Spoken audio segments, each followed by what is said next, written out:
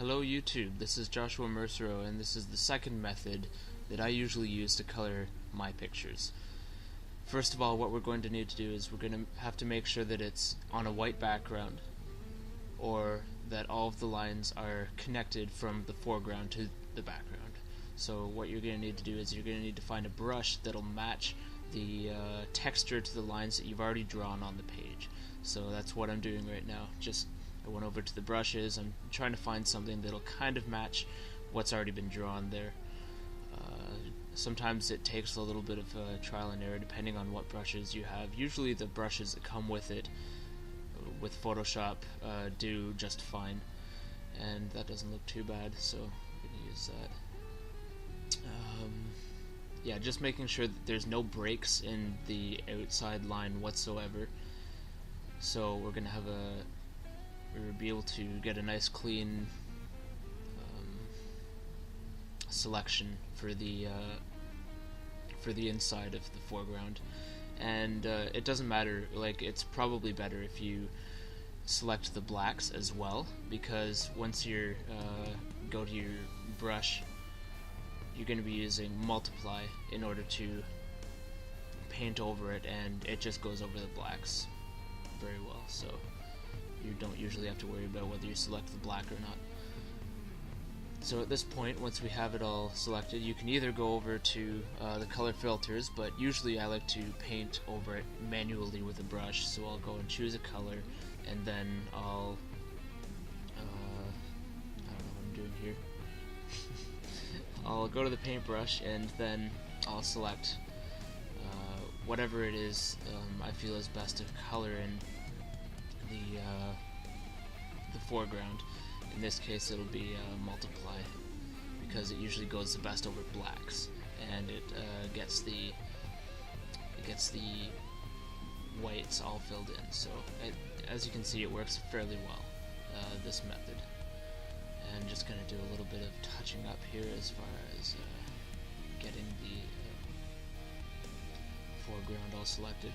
And this method is used primarily for selecting a foreground where it has a background. But if you don't have a background like this, that's all white and whatnot, then you can use actually a different tool. You can use the magic wand tool. The magic wand tool is very, very helpful as far as selecting goes, because then it's just one click. You click the background and it'll select the entire white background. So you click it once and it should, it should work fairly well. So you click it and there you go, one click, all of this is selected. Now if I were to go to the paintbrush and try and paint over it now, it'll only paint what's behind the foreground. So what you need to do is you need to select the inverse, and for some reason it didn't work there, but yeah, see, that's what happens if you don't select the inverse. So you go to select inverse, and then you go to your paintbrush, and then you can just draw over it, and that's actually the cleanest way to color in the line art. And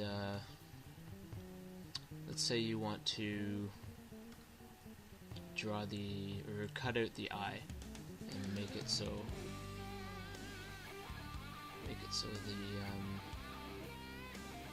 the eye has no color. You select the eye or using any of the tools, and then you Control X, and that'll cut away the shape that's inside the eye, and therefore you don't have any color on the inside.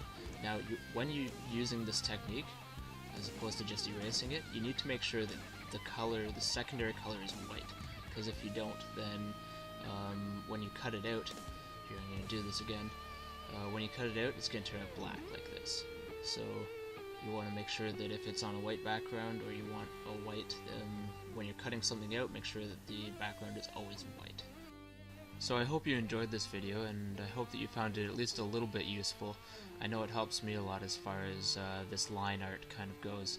And please give me some feedback and let me know what you thought, okay? Thanks.